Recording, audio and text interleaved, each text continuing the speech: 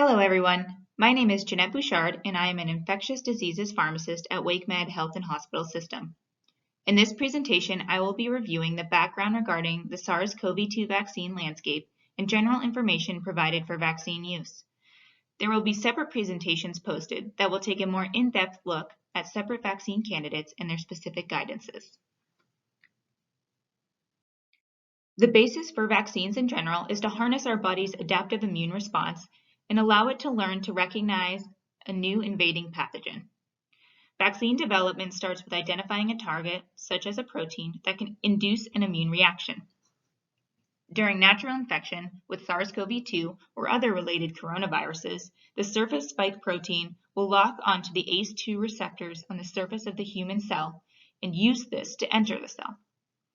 Once in, the virus releases its RNA to be translated into proteins for viral assembly. After creation, the virus is released from the cell, and this is where our body's immune response initiates. Once released, as seen in step 1, antigen-presenting cells have the opportunity to engulf and display portions of the protein. Showcasing portions of the invading virus will then activate T helper cells, which will cause a cascade of other immune responses, including B cell and cytotoxic T cells, to be enabled. These B cells and cytotoxic T cells will mark the virus for destruction and destroy the cell. Although SARS-CoV-2 is a novel coronavirus, the development for a therapeutic target to prevent attachment and infection began years prior with the identification of this spike protein. Preclinical studies with SARS-CoV-1 and MERS-CoV identified the spike protein as a potential antigenic target. This previous knowledge from similar coronaviruses was corroborated with newfound knowledge of the immune response to SARS-CoV-2 after natural infection, and led to the unique vaccine development we have seen this year.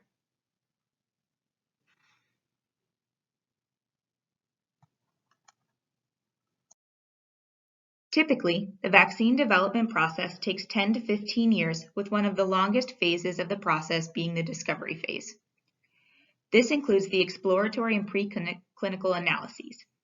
Following the discovery phase, an investigational new drug is filed and the candidate is allowed to enter the clinical trial phase. After the clinical trial phase is complete and all endpoints are met, a biologics license application is filed and reviewed for official licensure. Only after approval and licensure does large-scale production of the vaccine begin. Notably, 65% of vaccine candidates failed to reach the end development stage. To put this timeline into perspective, it took almost 60 years to develop a polio vaccine from the first polio outbreak. Taking a step forward in time from polio to our current SARS-CoV-2 pandemic, rapid action has allowed for the achievement of vaccine development in unprecedented timeframes. Steps typically taken with traditional vaccine development were collapsed down and overlapped. As discussed previously, data from preclinical development of vaccines for SARS-CoV-1 and MERS-CoV shortened the exploratory and preclinical stages of development. Additionally, production of vaccine candidates was initiated prior to the completion of clinical trials to allow for immediate product distribution following approval. Under the direction of Operation Warp Speed, the goal was to have sequence identification, which occurred in January 2020, all the way to vaccine distribution by 14 months. In addition to this lofty goal by Operation Warp Speed, in June of 2020, the FDA stated that the coronavirus vaccine would have to protect at least 50% of vaccinated people to be considered effective. The availability of increased government funding and partnerships paired with the positive results in new technology that opened access to quick and easy large-scale manufacturing allowed for this expedition to be possible.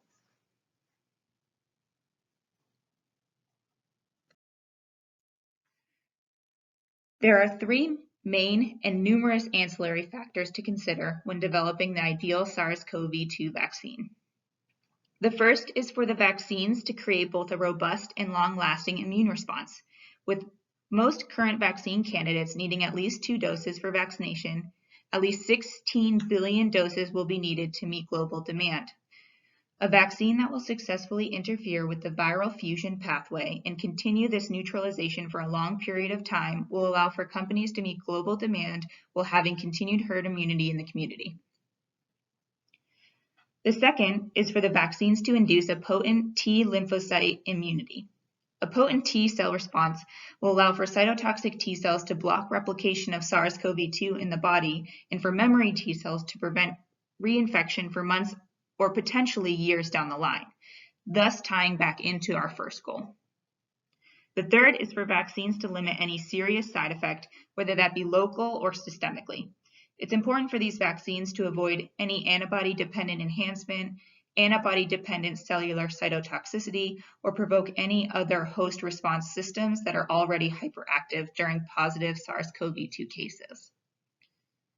From a logistical standpoint, it is ideal and important for these vaccines to be easily and quickly produced, easy to administer, and at a single or lowest dose possible. Currently, from a global standpoint, there are many potential vaccine candidates that could fit these needs.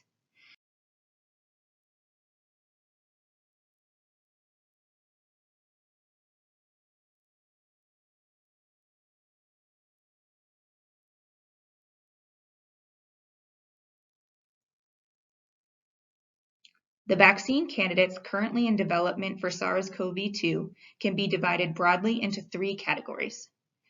Our traditional approaches, which would include live attenuated and whole inactivated vaccines, our recently licensed approaches, or our viral vector and protein-based vaccines, and our novel approaches, which include RNA and DNA vaccines. The latter group of vaccines have yet to result in a licensed vaccine. This is a graph of the current SARS-CoV-2 vaccine landscape broken down by vaccine platform. The platform with the largest number of vaccine candidates is the protein subunit platform, followed by the non-replicating viral vectors.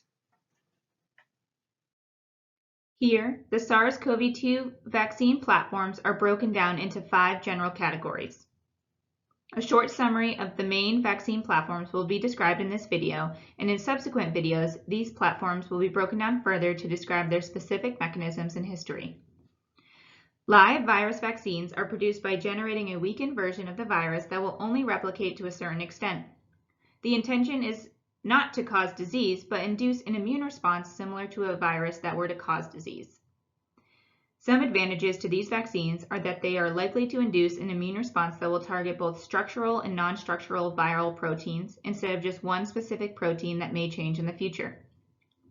Other advantages are that they can be given intranasally, similar to the FluMist product most are familiar with, which would protect the upper respiratory tract as this is the major viral entry point. We are also familiar with this viral platform, and it is a proven technology. Disadvantages to this platform include the difficulty and time involved in modifying the original virus. Creation of this vaccine would need to be done in specific facilities that would allow for proper handling of an infectious organism. Additionally, there is a risk for attenuated viruses to regain virulence via back mutations and the possibility of causing symptomatic affection similar to the original virus in patients.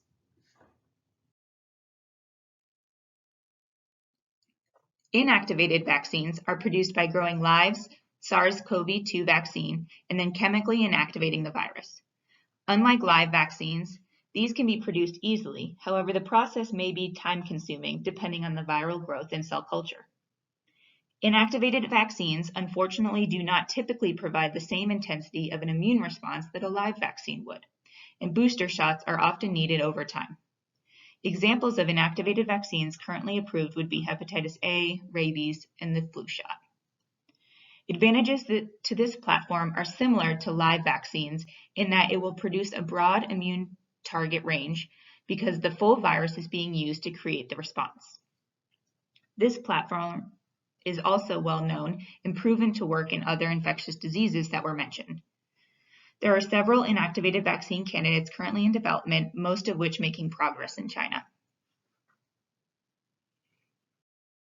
Viral vector vaccines are based on another virus that is engineered to express the desired antigen. In SARS-CoV-2's case, this would be the spike protein. Depending on the virus type, it is either designed to be non-replicating or replicating. Adenovirus vectors are one of the most commonly utilized vectors and the vector of choice in some SARS-CoV-2 vaccine candidates. Advantages to this viral platform are that it can be produced without handling a live virus and therefore does not require specific facilities for production. This platform is also a familiar technology and has been proven to work for other diseases. Additionally, viral genomes can be manipulated to express any antigen and supports the development of a large variety of vaccines. Disadvantages of this platform include the effect of pre-existing immunity on the immunogenicity of the vaccine. This can be avoided by utilizing vectors that are rare in humans. This vector immunity can also cause issues for vaccines that involve prime-boost regimens, as subsequent exposure to the vector may not produce the intended response. This can be avoided by priming with one vector and boosting with another. Protein-based vaccines include only the antigens that would best produce an immune response to the virus. This platform often requires addition of adjuvants to elicit a stronger immune response because antigens alone are not enough to produce a significant response. Examples of these vaccines already produced are Flublok and acellular pertussis vaccines. Advantages of this platform include the lack of a live viral component, which makes both the production and safety profile of these vaccines better than the live or inactivated vaccine. There is also familiarity with the platform in that we have approved and effective vaccines on the market utilizing this technology. Disadvantages of this platform would be that the spike protein is difficult to express and may impede on production of this type of vaccine. The receptor binding domain is easier to express, however, it is more difficult when utilized alone as it is prone to antigenic drift and lacks the other neutralizing epitopes seen when the spike protein is utilized. Last, but certainly not least, we have the genetic code or nucleic acid vaccine platform. These vaccines utilize genetic information for a specific antigen instead of the antigen itself. This genetic information creates the antigen to be expressed in the cells of patients for an immune response. These vaccines have the advantage of being made completely in vivo and allow for easy production and quick design of new vaccines. Once a target is identified, the next steps are simple relative to the other vaccine platforms. The main disadvantage to this platform are that it is a fairly new technology and there is not a previously approved vaccine on the market utilizing this. The other disadvantage is the stability of DNA and RNA, as they often have to be stored frozen and do not have promise for long-term storage stability at the present time.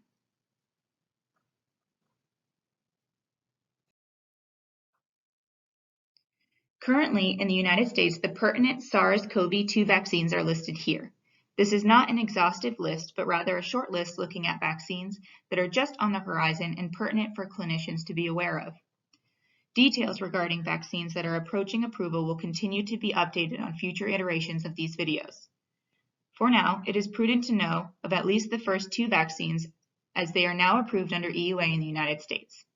The other vaccines listed are up and coming and will have important places in therapy based on their storage requirements, cost, number of doses, as well as their efficacy. There are a number of current and future challenges that likely will continue as more vaccines reach their Phase 3 clinical trials and submit for regulatory approval. The design of most clinical trials of vaccines involved in Operation Warp Speed did not include or had underrepresentation of key populations. Specifically, patients who were pregnant or breastfeeding and those who were immunocompromised or on immunocompromising medications were excluded from the major Phase 3 trials currently in progress or published. Given the importance of ensuring vaccination of as many people as possible, leaving out these key populations has left a gap where clinicians do not have data to drive whether these vaccines are safe and efficacious. Another challenge is overall vaccine hesitancy among Americans. A recent study showed that only 63% of the U.S. would be willing to receive an FDA-approved vaccine. Although this has increased since the initial survey in July, there is still a significant portion of the population with hesitancy to receive a vaccine for SARS-CoV-2. A third challenge that has been extensively discussed during approval meetings for the currently EUA-approved vaccines is how the EUA approval will affect long-term safety monitoring and outcomes. With both the Moderna and Pfizer vaccines, trials were designed to specifically include patients at high risk of contracting disease. Many of those in the trials will fall into phase 1 of the vaccine rollout. This will significantly impact follow-up, especially in the placebo arms of these trials. Lastly, the equitable distribution of these vaccines, both within the United States and globally, will be a continued challenge as this pandemic continues. The currently approved vaccines in the U.S. have specific storage requirements and costs that make them less than ideal candidates for global distribution. In addition to the current and future challenges discussed, there are many questions regarding the currently EUA-approved vaccines from Moderna and Pfizer. Pertinent recommendations from the CDC will briefly be discussed in this video and updated as data continues to become available. However, more detailed information about some of these questions will be available in separate videos about the specific vaccines. This is to ensure the most appropriate information for each vaccine. Further details to the frequently asked questions can also be found on the CDC's website. In regards to a person with a history of SARS-CoV-2 infection, it is recommended that vaccination happen regardless of prior infection. In reference to persons with known current SARS-CoV-2 infection, it is recommended to defer vaccination at least until recovery and isolation is discontinued to ensure patients remain isolated for the appropriate amount of time. In regards to persons previously receiving passive antibody therapy, and this would include newly EUA-approved bamlanivimab, incasirivimab, and devimab, there is currently no data regarding the combination of these therapies and vaccines. It is recommended to defer vaccination for at least 90 days to avoid vaccine interference. In underrepresented populations such as the immunocompromised persons and pregnant or breastfeeding persons, there is currently no data to suggest safety and efficacy. However, if they so choose, they can be vaccinated, and this can be a discussion with their healthcare provider. In regards to public health recommendations for patients who have been vaccinated, they recommend to continue to follow current distancing and protection guidance, as vaccination does not mean 100% protection or immediate protection. In regards to persons with anaphylaxis to injectable therapies, they recommend precaution to vaccination at this time. The primary concern is an allergy to polyethylene glycol or PEG. However, this is still being discussed.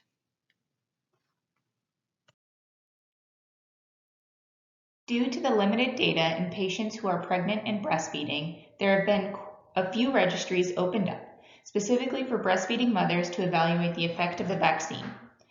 The human breast milk study is currently only open to individuals in New York City who have received or are prioritized to receive SARS-CoV-2 vaccine, and individuals living in the U.S. with a current or past confirmed SARS-CoV-2 infection. Originally, this was open to individuals outside of New York City. However, due to overwhelming interest, this section of individuals has been paused. Currently, there are 2 trials registered on clinicaltrials.gov for patients who are pregnant. One is a registry through CViper. Registration opened on February 8th, 2021, and you can register online to participate. The other is a phase 2-3 randomized placebo-controlled trial for Pfizer's vaccine candidate, and it is not yet recruiting. They will be including patients who are 18 years or older and vaccinated at 24 to 34 weeks gestation. Due to the limited long-term safety data available on these vaccines, there are measures being taken to ensure optimal safety data is collected during the emergency use authorization stages of the vaccine rollout. One method is our traditional VAERS database or Vaccine Adverse Event Reporting System, which is the national system that collects reports from healthcare providers, vaccine manufacturers, and the public of adverse events after vaccination. A second method, which is part of the expanded safety monitoring system, is vSafe, which is a smartphone-based app that uses texts and surveys patients following vaccination. This is an easier and more proactive approach for patients to enter any adverse event they encounter and have a representative from the CDC follow up with them. Instructions on use can be found on the CDC website at the link on the slide.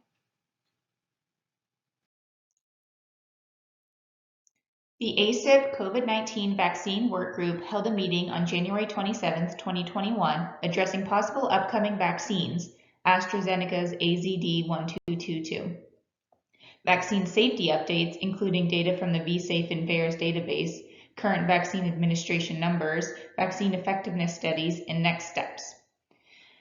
As of January 24, 2021, there have been over 21 million vaccines given to people in the United States, with around 2 million of them reporting to the VSafe registry.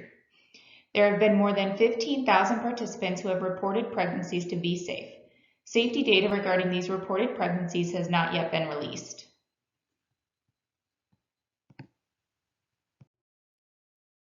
During the January 27th ACIP meeting, 2 other safety concerns were addressed regarding death following vaccination. The first was a report from the VAERS database of sudden cardiac death following COVID vaccination in 18 people.